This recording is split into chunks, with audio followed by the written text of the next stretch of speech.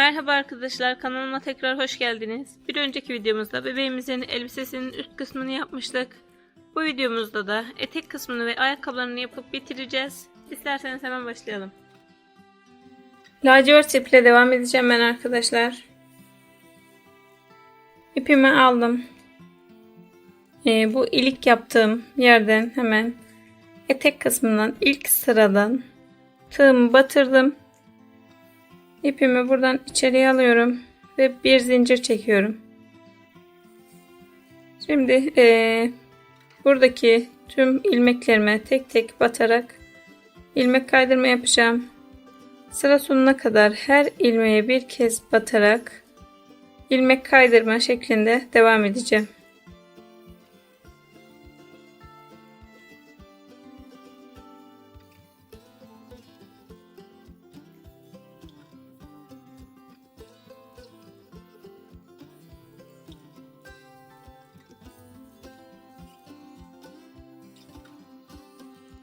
İlmek kaydırma yaparak sıra sonuna kadar geldim arkadaşlar.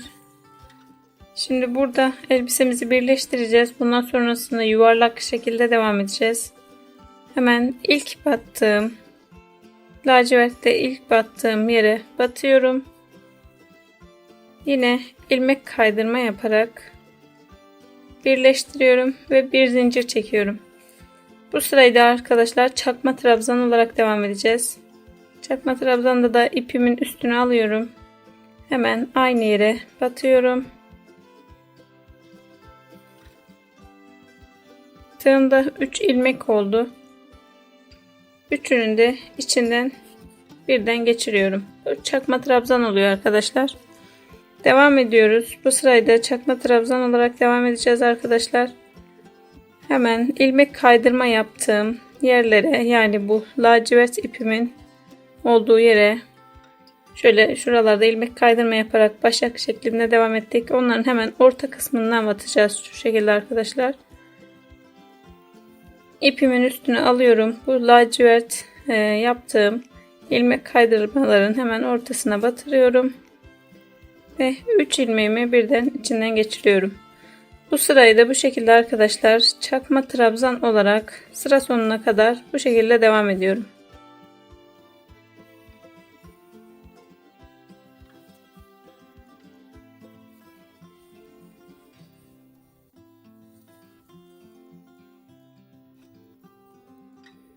Çakma trabzan yaparak sıra sonuna geldim arkadaşlar. Burada ilk yaptığım trabzana batıyorum ve ilmek kaydırma yapıyorum. Bir zincir çekip sıraya geçiyorum. Bu sıralarda arkadaşlar etek kısmını söylediğim gibi dönerek yapacağız. Şimdi 3 sık iğne yapıyorum. Hemen zincir çektiğim yere, yani birleştirme yaptığım yere tekrar batıyorum ve sık iğne yapıyorum. Bu şekilde 3 sık iğne yapıyorum arkadaşlar. 4 zincir çekiyorum. 4 zincir çektiğim aynı yere batıyorum ve sık iğne yapıyorum. Tekrar 3 sık iğne yapıyorum ve 4 zincir çekiyorum. Aynı yere batıp sık iğne yapıyorum. Tekrar 3 sık iğne yapıyorum ve 4 zincir çekiyorum. Daha sonra aynı yere batıyorum. Bu şekilde arkadaşlar sıra sonuna kadar 3 sık iğne ve 4 zincir olarak bu sıramızı tamamlıyorum. 3 sık iğne yaptıktan sonra 4 zincir çekip aynı yere batıyoruz. Yine aynı şekilde 3 sık iğne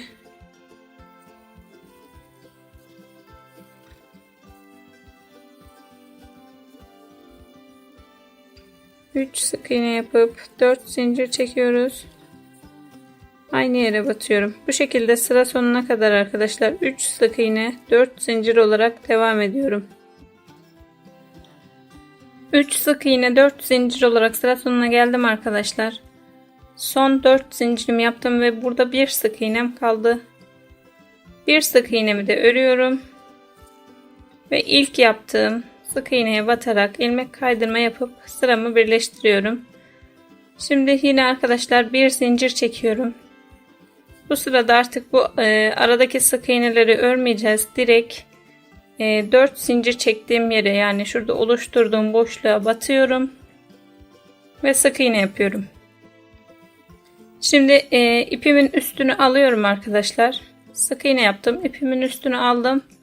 Çakma trabzan yapıyorum. Yani tığımda 3 ilmek oldu. Üçünün birden içinden geçiriyorum. Tekrar ipimi aldım. Aynı yere batıyorum. Tığımda 3 ilmek oldu. İkisini birlikte alıyorum. Tekrar ipimi aldım tığımın üstüne. Aynı yere batıyorum. Şöyle bir tane ilmeğimi bir alıyorum. İkisini bir alıyorum. Şimdi 2 kez doluyorum ipimi arkadaşlar, şu şekilde. Aynı yere batıyorum. İkisini bir ve ikisini bir alıyorum.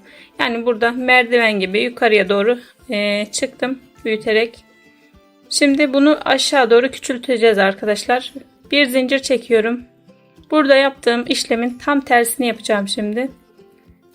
Buraya da arkadaşlar bu zincire gelene kadar ilk battığımız sık iğne ile birlikte 5 kez batmış olacağız. Sırayı karıştırmayın. Şimdi tam tersini yapacağım arkadaşlar. Zincirimi çektim. İpimi 2 kez doladım tığıma. Aynı yere batıyorum. İkisini bir ve ikisini bir olarak ördüm. Tığıma bir kez ip doluyorum. Aynı yere batıyorum.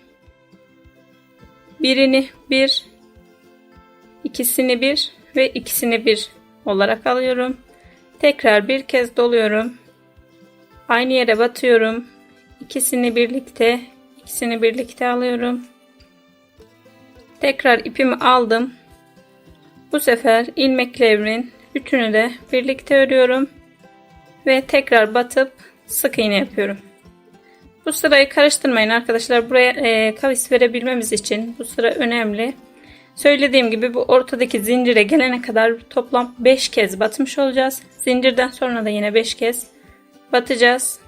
Şimdi bu aradaki sık iğneleri örmeden direkt hemen diğer boşluğa geçiyorum ve sık iğne yapıyorum. Tekrar ipimi aldım. Aynı yere battım. Tığımdaki ilmeklerimin hepsini birlikte alarak örüyorum. Tekrar ipimi aldım. Aynı yere battım. İkisini bir ördüm. İpimi aldım. Aynı yere batıyorum. Bu sefer bir ilmek örüyorum. Yani 3 tane ilmek var. Bir tanesini örüyorum. İkisini bir. Şimdi arkadaşlar 4. kez batmış olduk. 5.'ye 2 kez doluyorum. Aynı yere batıyorum. İkisini bir ve ikisini bir alıyorum. Araya bir zincir çekiyorum arkadaşlar. Şimdi aynı işlemi tam tersi olarak yapıyorum. 2 kez doladım. İpimi aynı yere batıyorum. İkisini bir ve ikisini bir olarak alıyorum. Tekrar bir kez doluyorum. Aynı yere batıyorum. Bu sefer birini bir kez, yani tekrar göstereyim, bir kez doladım arkadaşlar. 3 ilmeğim oldu. Bir tanesini alıyorum. Daha sonra ikisini bir. Bir kez doladım. Aynı yere battım. Bu sefer ikisini bir. Yine bir kez doluyorum. Aynı yere batıp üçünü birlikte alıyorum. Ve batıp sık iğne yapıyorum. Bu şekilde arkadaşlar örmeye devam ediyoruz. Tekrar bir tane daha göstereyim. Aradaki sık iğnelere batmadan direkt burada zincir çekip oluşturduğumuz boşluğa batıp sık iğne yapıyorum direkt. Ve tığıma ipimi alıyorum bir kez. Aynı yere batıyorum. Ve ilmeklerimin hepsini birlikte alarak örüyorum. Tekrar ipimi aldım bir kez. Aynı yere battım. İkisini bir ördüm. İpimi aldım. Batıyorum. Birini bir, ikisini bir, ikisini bir. 2 kez doluyorum bu sefer. Aynı yere batıyorum. İkisini bir, ikisini bir ve ikisini bir. Şimdi araya bir zincir çekiyorum. Tekrar 2 kez doluyorum. Aynı yere batıp ikisini bir, ikisini bir ve ikisini bir alıyorum. Bir kez doluyorum. Aynı yere batıyorum. Birini bir, birini bir ve aynı yere battım bir kez alıp birini bir, ikisini bir, ikisini bir. İpimi aldım. Aynı yere batıyorum. Bu sefer ikisini bir, ikisini bir. Tekrar ipimi doladım ve hepsini birlikte örüyorum. Ve sık iğne yapıyorum. Bu şekilde arkadaşlar burada oluşturduğumuz deliklerin hepsine aynı işlemi tekrarlıyoruz. Büyükten küçüğe doğru, yani önce küçükten büyüğe doğru, daha sonra araya bir zincir ve büyükten küçüğe doğru olarak aynı şekilde bu sırayı gösterdiğim şekilde tekrarlıyoruz arkadaşlar.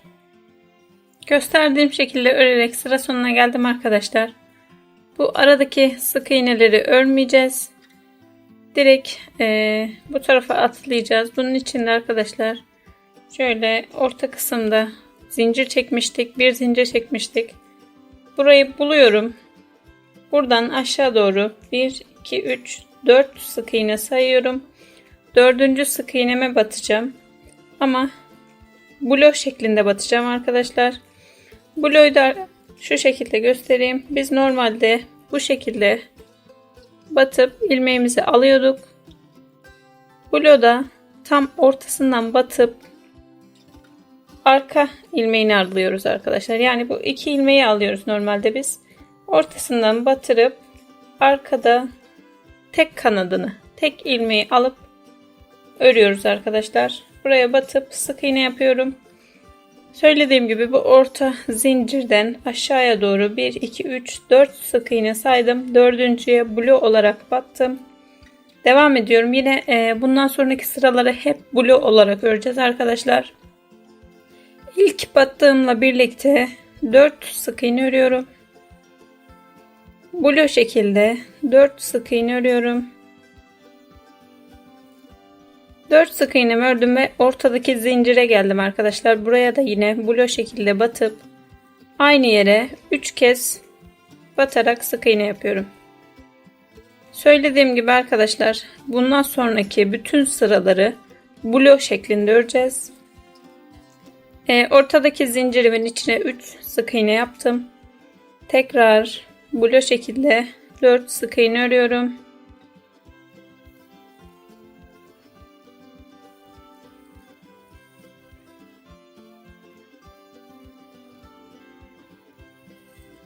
Dört sık iğne ördüm arkadaşlar. Şimdi 2 sık iğne atlıyorum.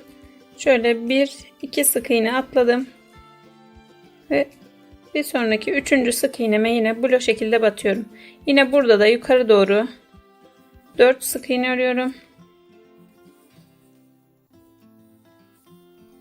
4 sık iğnemi ördüm. Ve ortadaki zincire yine 3 kez batıyorum. Tekrar 4 sık iğne örüyorum.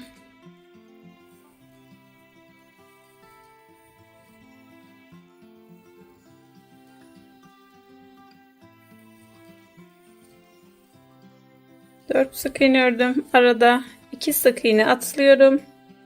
Ve yine 4 sık iğne örüyorum.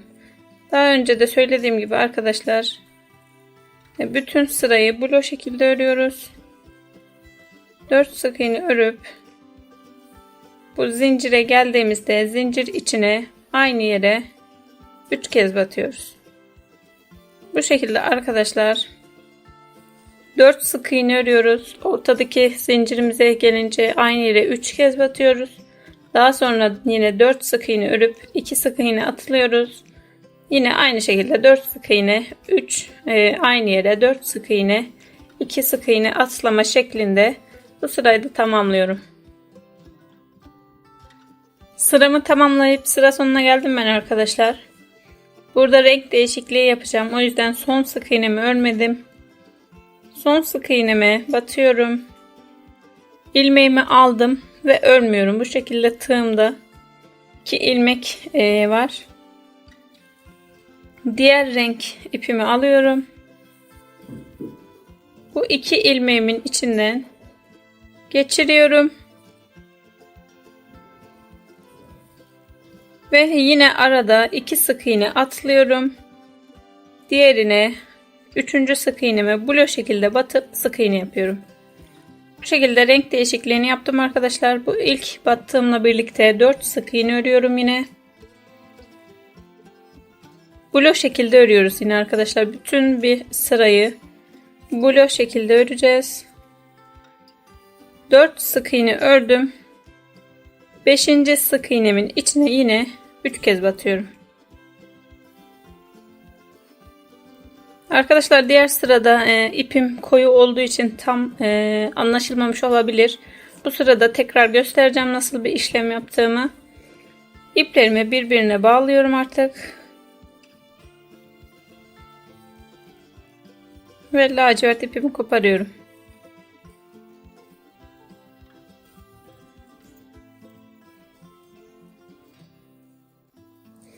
Devam ediyorum arkadaşlar.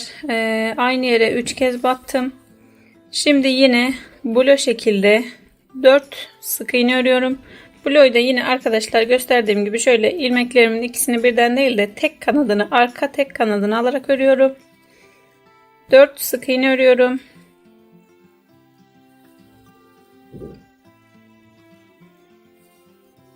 Dört sık iğne ördüm. Yine aynı şekilde arkadaşlar arada şöyle 1 2 sık iğne atlayıp 3. sık iğneme batıyorum. Burada da yine 4 sık iğne örüyorum.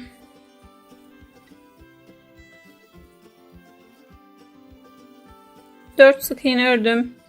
5. sık iğnemin içine 3 kez batıyorum. Tekrar 4 sık iğne örüyorum.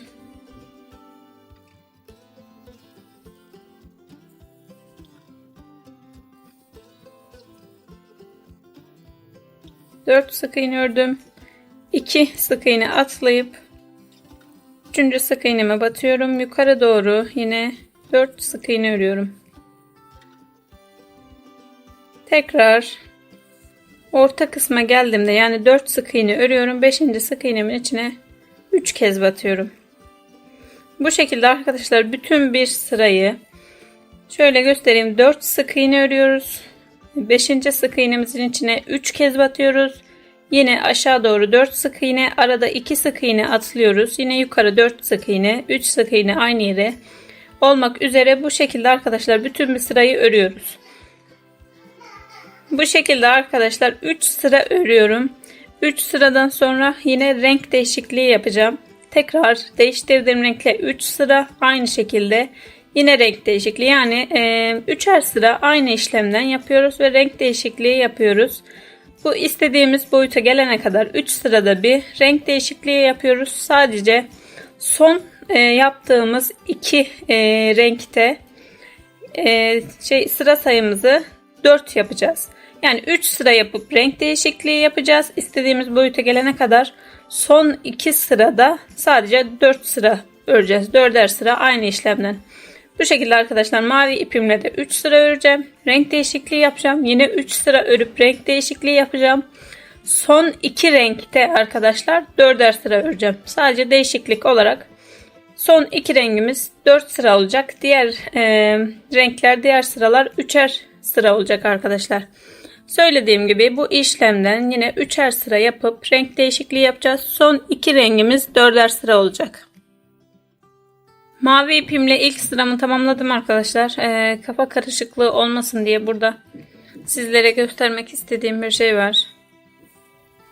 3 kez aynı yere battıktan sonra 4 sık iğne ördüm ben. Bu şekilde mavi iple başladığım yere geldim. Burada yine aynı işlem arkadaşlar. 2 sık iğne atlıyorum. Bu sefer mavi ipten 2 sık iğne atlıyorum. Ve 3. sık iğneme batıyorum. Yine 4 sık iğne örüyorum. 4 sık iğne ördüm. 5. sık iğnemin içine 3 kez batıyorum. Burada renk değişikliği yaptığımız yerlerde kafanız karışmasın arkadaşlar. Hep 2 sık iğne aralarda atlayarak devam ediyoruz. Bu renk değişikliği yaptığımız yerde de burada 4 sık iğne yaptım ve mavi ipimle başladığım yere geldim. Mavi ipten de 2 sık iğne atlayıp devam ediyoruz. Yani her zaman arkadaşlar renk değişikliği yapsak bile 2 sık iğne atlayıp 4 sık iğne örüyoruz. Araya 3 sık iğne aynı yere, yine 4 sık iğne, 2 sık iğne atlama, yine 4 sık iğne olmak üzere devam ediyoruz.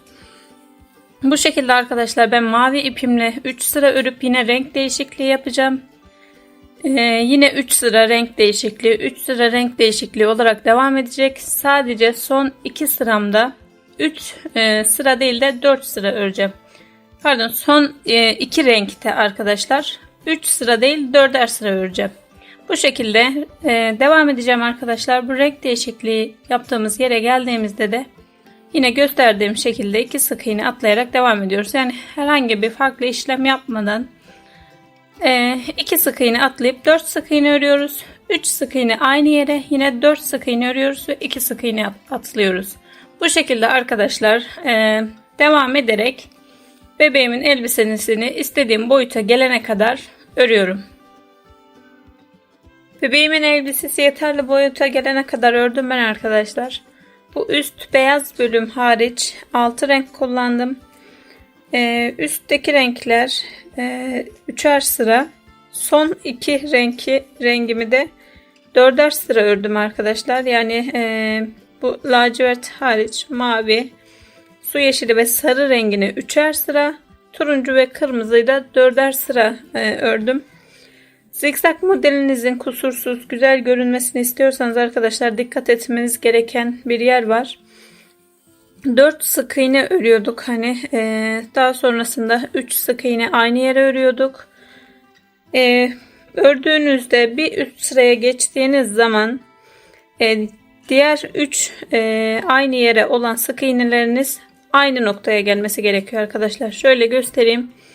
Bakın şu yuvarlak yerler, açık olan yerler hep aynı arttırma yerleri. Yani 3 sık iğne aynı yere battığım yer hep aynı noktaya gelmesi gerekiyor arkadaşlar. Yani bir üst sıraya geçtiğinizde aynı yere battığınız 3 sık iğnenin ortadakine denk gelmesi gerekiyor.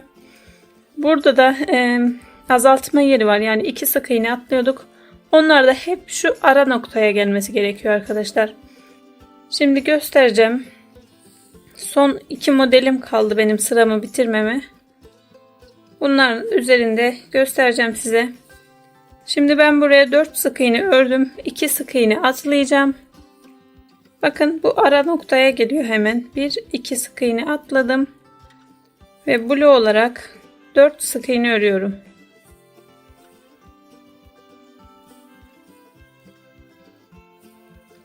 Dört sık iğne ördüm. Şimdi 3 sık iğne aynı yere batacağım arkadaşlar. Bunlar da alta yaptığım 3 aynı yere olan sık iğnelerimin ortada olanına denk gelecek. Hep bir üst sırada hep aynı noktaya gelmesi gerekiyor arkadaşlar. Hep ortadaki olan arttırmaya denk gelmesi gerekiyor. Yani şu şekilde buradaki delikler hep aynı hizada olması gerekiyor arkadaşlar. Şimdi yine 3 sık iğne aynı yere battım ve aşağı doğru 4 sık iğne örüyorum.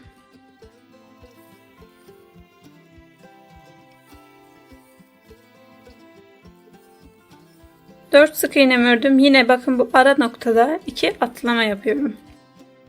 2 sık iğne atladım. Yine 4 sık iğne örüyorum.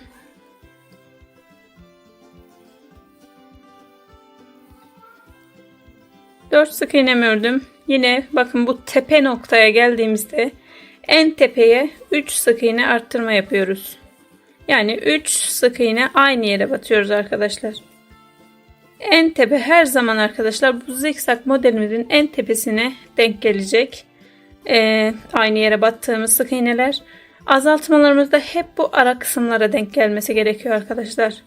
Yani zikzak modelinizin düzgün, kusursuz olmasını istiyorsanız dikkat etmeniz gereken yerler burası. 3 sık iğnemi aynı yere battım. Şimdi tekrar 4 sık iğne örüyorum.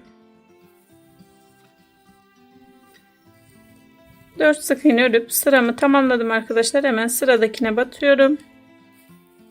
İlmek kaydırma yapıyorum ve bir zincir çekip ipimi koparıyorum.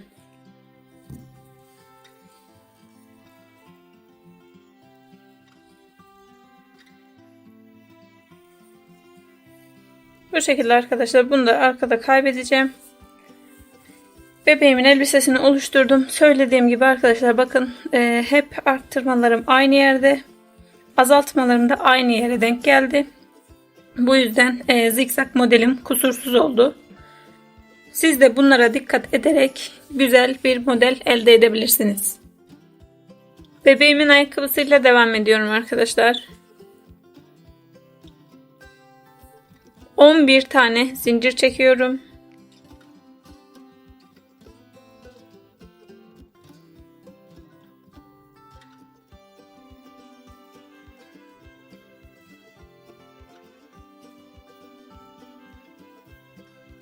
Bir zincir çektim. İkinci zincirime batıyorum. Yani bu son yaptığım zincirin hemen yanındakine batıyorum ve bir sık iğne yapıyorum. İlk sık iğnemi yaptım arkadaşlar. Şimdi 8 tane sık iğne örüyorum. Yani bu ilk yaptığımızla birlikte 9 sık iğne örüyoruz.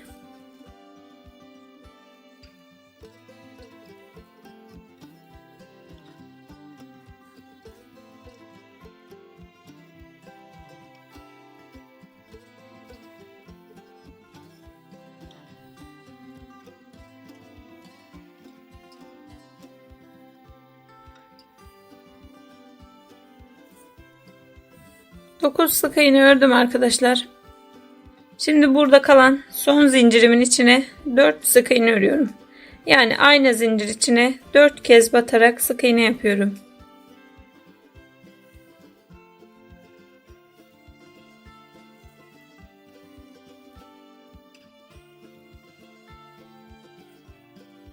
Son zincirimin içine 4 sık iğne yaptım. Şimdi bu tarafa 8 sık iğne örüyorum arkadaşlar. Tekrar bu zincirlerimin diğer tarafına 8 sık iğne örüyorum.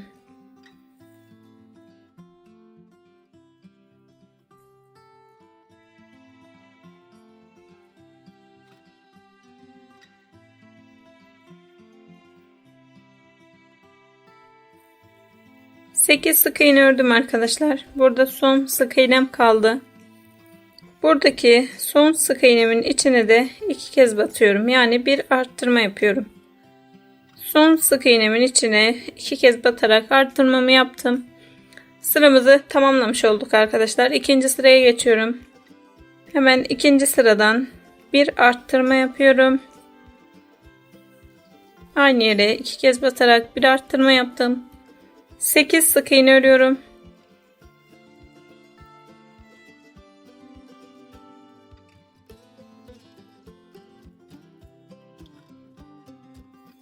Sekiz sık iğne ördüm arkadaşlar. Şimdi 4 kez arttırma yapıyorum. Yani arka arkaya 4 kez arttırma yapacağız. Şöyle hemen bir sonrakine battım. Tekrar aynı yere batıyorum ve birinci arttırma yaptım. Birinci arttırmam. Bir sonraki sık iğneme çift batarak ikinci arttırmamı yapıyorum. Bir sonraki sık iğneye çift batıyorum. Üçüncü arttırmam, bir sonrakine çift batıyorum ve dördüncü arttırmamı yaptım. Arka arkaya 4 kez arttırma yaptım. Şimdi 8 sık iğne örüyorum.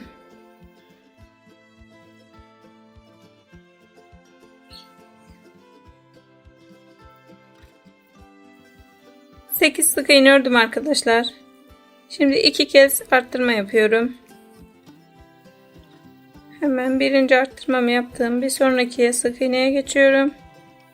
Aynı yere çift batarak arttırma yapıyorum. 2 kez arttırma yaptım ve sıra sonuna geldim arkadaşlar. Toplamda 30 tane sık iğnemiz olması gerekiyor. Üçüncü sıraya geçiyorum.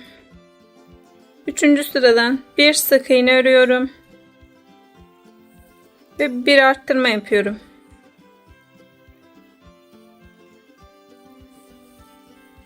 Şimdi 4 sık iğne örüyorum.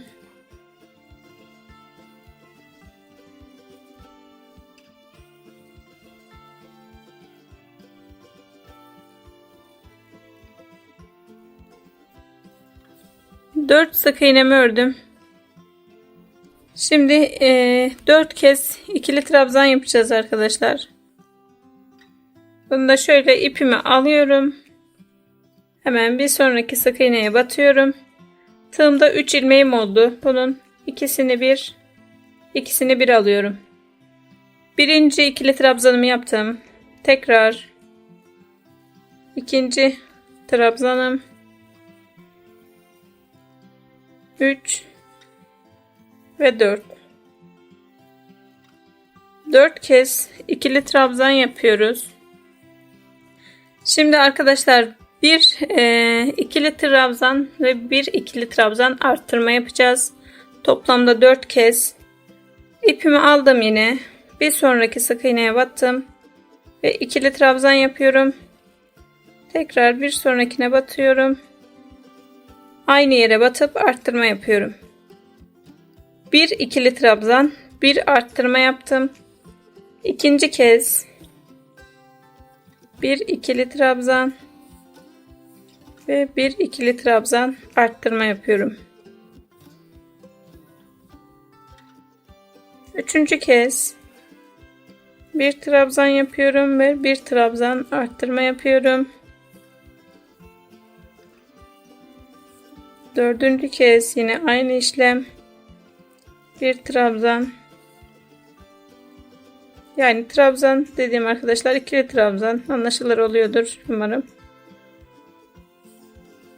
Ve bir ikili trabzan arttırma. Bu şekilde 4 kez bir trabzan arttırma yaptım. Şimdi tekrar arkadaşlar 4 ikili trabzan yapacağız. Yani arttırma yapmadan 4 kez trabzan yapıyorum. 1 2 3 ve 4. 4 kez trabzanımı yaptım. Şimdi 4 sık iğne örüyorum arkadaşlar. İpimin üstünü almadan direkt batarak 4 sık iğne örüyorum.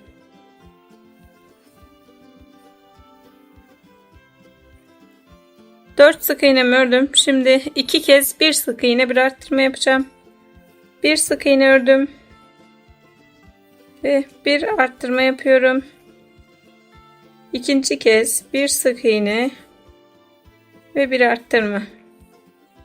Bu şekilde sıra sonuna geldim arkadaşlar. Üçüncü sıram da bitti. Bu sıra sonunda da toplam 37 tane ilmeğimiz oldu. Dördüncü sıraya geçiyorum. Dördüncü sıradan 2 sık iğne örüyorum ve bir arttırma yapıyorum.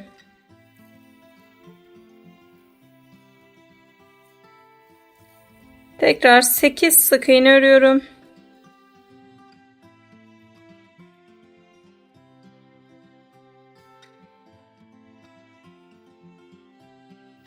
Sekiz sık iğne ördüm arkadaşlar. Şimdi 4 kez 2 sık iğne bir arttırma yapacağız. Hemen 2 sık iğne örüyorum ve bir arttırma yapıyorum. İkinci kez 2 sık iğne ve bir arttırma. Üçüncü kez 2 sık iğne, bir arttırma. Dördüncü kez 2 sık iğne ve bir arttırma yapıyorum. Toplamda 4 kez 2 sık iğne bir arttırma yaptım. Şimdi yine 8 sık iğne örüyorum.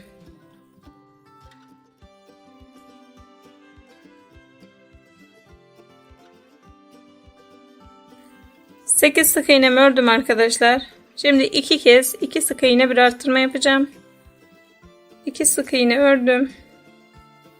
Bir arttırma yapıyorum.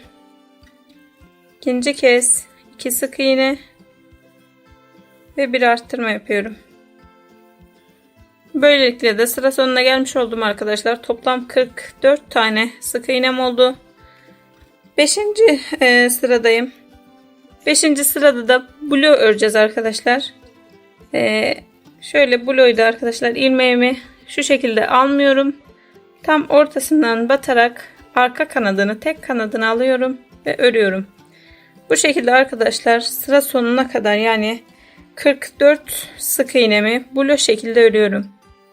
Arttırma yapmadan her ilmeğe bir kez batarak, bir kez her ilmeğe bir blue örerek 44 sık iğne örüyorum. 44 sık iğnemi blue şekilde ördüm arkadaşlar. Şöyle göstereyim, yani şurada bir çizgi oluşturduk.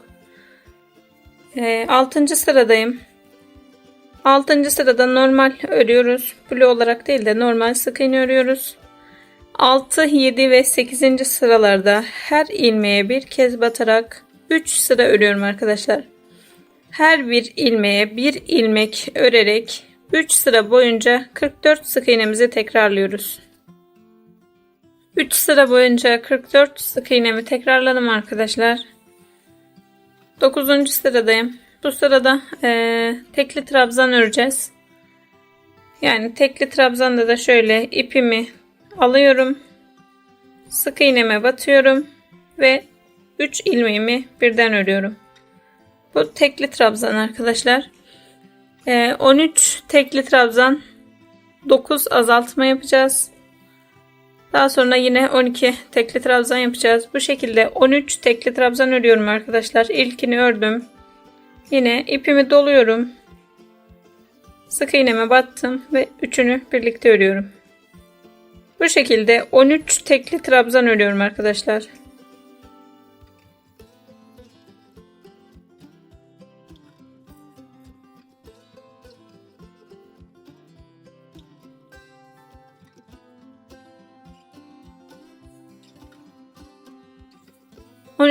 Tekli trabzan ördüm arkadaşlar. Şimdi yine 9 azaltma yapacağız.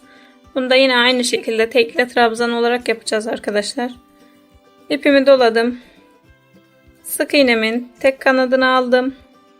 Diğerinin tek kanadını aldım. İkisinin içinden geçirdim. Şimdi yine bu 3 ilmeğimi birlikte örüyorum. Bu birinci azaltmam. Tekrar ipimi aldım. Bir sonraki sık iğnemin tek kanadını alıyorum. Bir sonrakinin tek kanadını alıyorum. İkisinin içinden ipimi geçirdim. Ve tığımda olan 3 ilmeğimi birlikte örüyorum. İkinci azaltmamı yaptım. Yine aynı şekilde 3. azaltmam.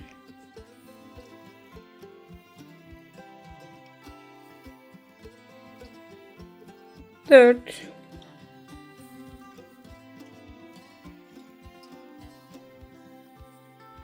5.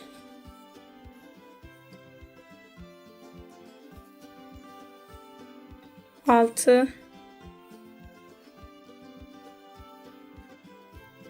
ve 7. azaltmam.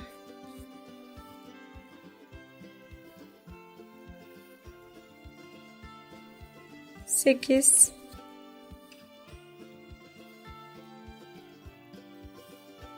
ve 9. 9 kez azaltma yaptım arkadaşlar.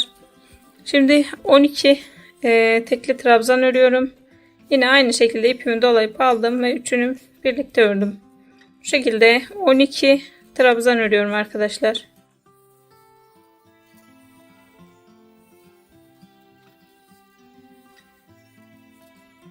...12 trabzanımı yaptım arkadaşlar. Şimdi 25 ilmek kaydırma yapacağım. İlmek kaydırmada da sık iğneme battım. İlmeğimi aldım ve diğerinin içinden geçiriyorum. Tekrar 2 sık iğneme batıp ilmeğimi alıp diğerinin içinden geçiriyorum. 3. Bu şekilde 25 ilmek kaydırma yapıyorum.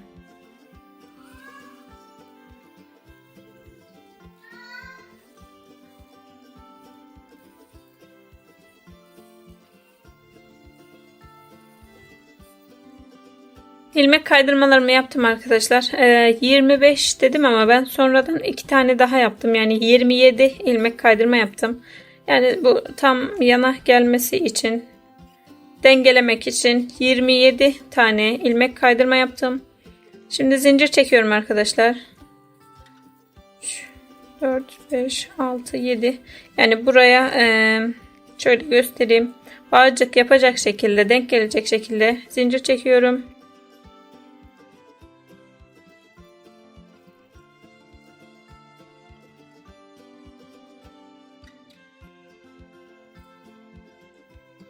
Şöyle göstereyim arkadaşlar. Zincirimizi geri döndüğümüz zaman, yani ilk başladığımız yere geri döndüğümüzde şurada oluşan ilmek şu, yani buraya dikeceğimiz düğmeye denk gelmesi gerekiyor.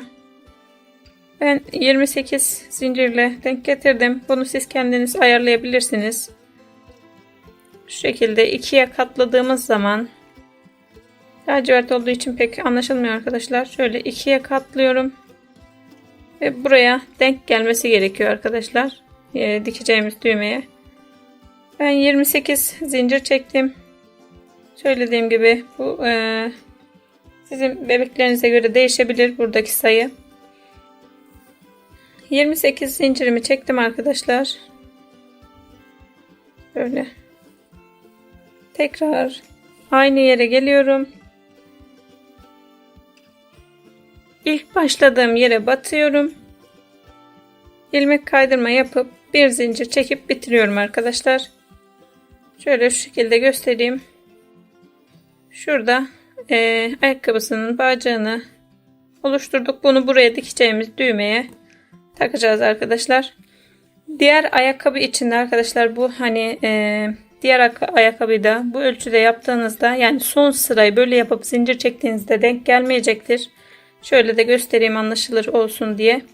Diğerini de ördüm ben arkadaşlar. Birinin bacağı bu tarafta, diğerinin bu tarafta olması gerekiyor. O yüzden bunun da buradaki ilmek kaydırmalarını 44 tane yapıyoruz arkadaşlar. Yani buna 27 tane ilmek kaydırma yapıp zincir çekmiştik. Diğeri içinde 44 tane, yani burada bitiriyoruz ve 44 tane ilmek kaydırma yaptığımızda buraya denk geliyor. 44 ilmek kaydırmadan sonra da yine aynı ölçülerde zincirimizi çekip bitiriyoruz arkadaşlar. Yani diğer ayakkabının tek farkı, bunda 27 ilmek kaydırma yapıp zincir çekiyoruz. Diğerinde ise 44 ilmek kaydırma yapıp aynı miktarda zincir çekiyoruz arkadaşlar. Bu ipimi de koparıp ayakkabımı bitiriyorum. Daha sonra da düğmelerini dikeceğim arkadaşlar. Ve bu şekilde de ayakkabılarımızı da örmüş oluyoruz. Bebeğimi bitirdim ben arkadaşlar. Bu şekilde oldu. Size gösterdiğim şekilde saçlarını ve kollarını diktim. Daha sonra da beraber elbisesini ördük, ayakkabılarını ördük ve giydirmesini de yaptım arkadaşlar. Şöyle göstereyim. Arkada 2 düğme detayı yaptım ben. Düğmelerini diktim. Ayakkabılarının da düğmelerini dikip elbisesini, ayakkabısını giydirip bitirdim arkadaşlar. Umarım beğenmişsinizdir. Umarım anlaşılır bir video olmuştur. Beni izlediğiniz için teşekkür ederim. Kanalıma abone olup beğeni ve yorumlarınızla destek olmayı unutmayın. Bir sonraki videolarda görüşmek üzere. Hoşça kalın.